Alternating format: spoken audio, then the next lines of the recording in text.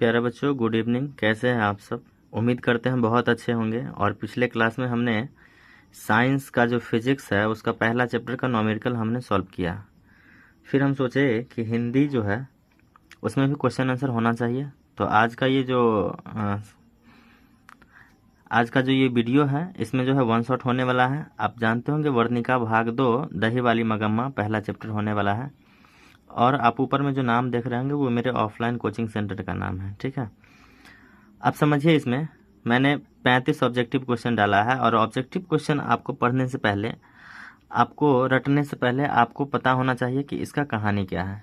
तो आपके पास बुक होगा तो सबसे पहले आप कहानी पढ़ लेंगे। जब कहानी पढ़ लेंगे तो एक एक ऑब्जेक्टिव, एक एक सब्जेक्टिव सब आपके लिए बहुत आसान हो जाएगा। अगर आप कहानी नहीं पढ़ते हैं, कहानी आपको नहीं पता है, तो फिर आप रटते रटते जो है पागल हो जाइएगा, फिर भी कोई फ़ायदा नहीं होने वाला है। तो सबसे पहले फर्स्ट ऑफ ऑल आपको करना क्या है कि कहानी को बहुत अच्छे से पढ़ लेना है बुक से। और ये बुक कौन है? वर्णिका भाग 2 है, दही वाली मगम्मा, ठीक है। सब्जेक्ट हिंदी है और टेंथ की ये बुक है। सबसे पहले इसमें अगर आप कहानी पढ़े होंगे तो फर्स्ट क्वेश्चन क्या है? मगम्मा क्या बेचती थी? आपको पता होना चाहिए। इसमें मगम्मा क्या बेचती थी? तो दही बेचती थी। मगम्मा कहाँ की रहने वाली थी? तो अबलूर के पास किसी गांव की रहने वाली थी मगम्मा। मगम्मा किस भाषा की कहानी है? तो आपको पता होना चाहिए कन्नड़ भाषा की कहानी है। मगम्मा मिठाई जो है किसके लिए लेकर जाती थी? तो उसका एक पोता था, वो पोते के लिए लेकर जाती थी, ठीक है, पोता के लिए। दही वाली मगम्मा किस भाषा से अनुदित कहानी है? तो ये आपको पता है कन्नड़ भाषा से अनुदित है, ठीक है। फिर मगम्मा को किससे विवाद था? तो अपने बहू से विवाद था मगम्मा को। अमराई का कुआं कहाँ पड़ता है? तो वो जो है कहाँ पड़ता है? रास्ते में पड़ता था, ठीक है। कहाँ पड़ता था? रास्ते में पड़ता था। अब समझिए, क्योंरी राक्षसी इस छोटे से बच्चे को क्यों पीट रही है? यह किसने कहा? तो ये मगम्मा ने कहा। किससे कहा था? अपनी बहू से कहा था। नजम्मा मगम्मा की कौन थी? तो नजम्मा जो थी वो बहू थी मगम्मा की, ठीक है। दही वाली मगम्मा पाठ के लेखक कौन है? दही वाली मगम्मा पाठ के लेखक कौन है? तो इसके लेखक जो है आपको पता होना चाहिए श्रीनिवास है। रगप्पा कौन था? ये लड़का जुआरी था, ठीक है। वी आर नारायण ने किस कहानी का अनुवाद किया है? तो दही वाली मगम्मा जो है इस कहानी का अनुवाद जो है वी आर नारायण नहीं किया है, क्योंकि हमारे किताब में हिंदी भाषा में है। और ये कहानी जो है किस भाषा की है? कन्नड़ भाषा की है। तो कन्नड़ से हिंदी में अनुवाद करने वाले जो व्यक्ति हैं उनका नाम है वी आर नारायण, ठीक है। मगम्मा की बहू का क्या नाम था? तो नजम्मा था। श्रीनिवास जी का जन्म कहाँ हुआ था? तो श्रीनिवास जी का जन्म जो हुआ था वो कोलार कर्नाटक में हुआ था। कहाँ हुआ था? कोलार कर्नाटक में हुआ था, ठीक है।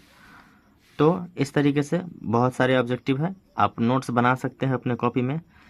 अब समझिए, लड़का अगर कुछ उधम करता है तो उसे मना करने का हक मुझे नहीं है। ये किसने कहा था? तो वो जो है मगम्मा की बहू जो है नजम्मा ने कहा था। तो ऑप्शन इसमें क्या है? नजम्मा है।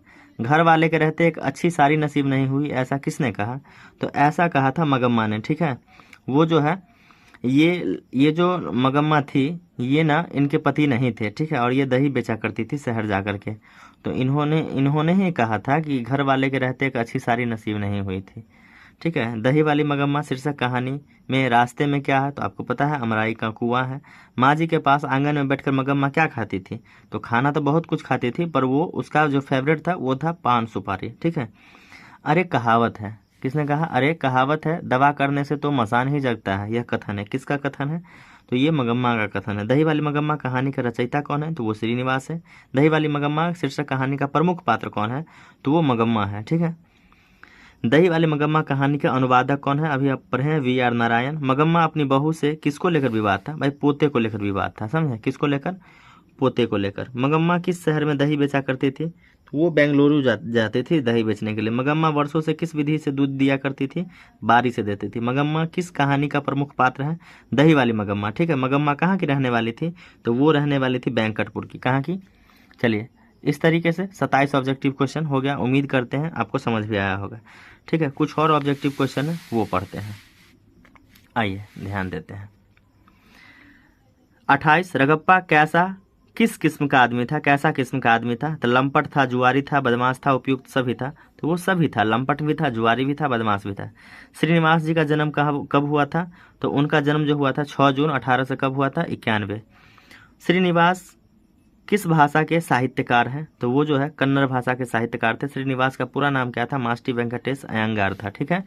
बहू ने किस बात पर मगम्मा के साथ पिटाई की, सॉरी मगम्मा के किसकी पिटाई की, बहू ने किसकी बात पर मगम्मा के, कि थोड़ा सा ये लगता है, हाँ, पोते की पिटाई करी थी, ठीक है।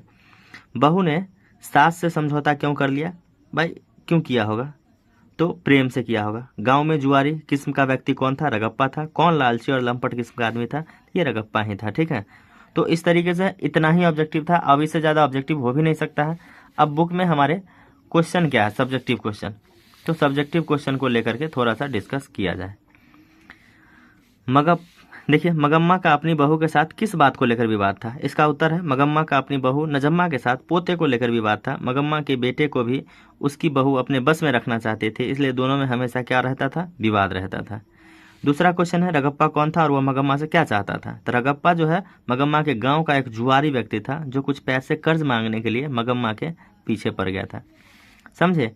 बहू ने सास को मनाने के लिए कौन सा तरीका अपनाया, तो नजम्मा अपनी सास को मनाने के लिए अपने बेटे को अपने सास के पास भेज दिया, जिसके बाद सास जो है मान भी गई थी। इस कहानी का कथावाचक कौन है, उसका परिचय दीजिए। इस कहानी का कथावाचक जो है मास्ती वेंकटेश अयंगार है, जिनका जन्म 6 जून 1891 ईस्वी को कर्नाटक के कोलार में हुआ था। वह जो है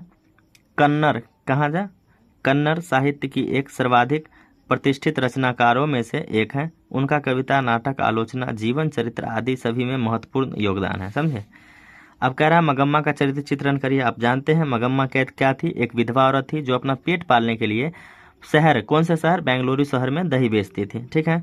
मगम्मा के साथ एक बेटा, एक बहू और एक पोता भी था, ठीक है।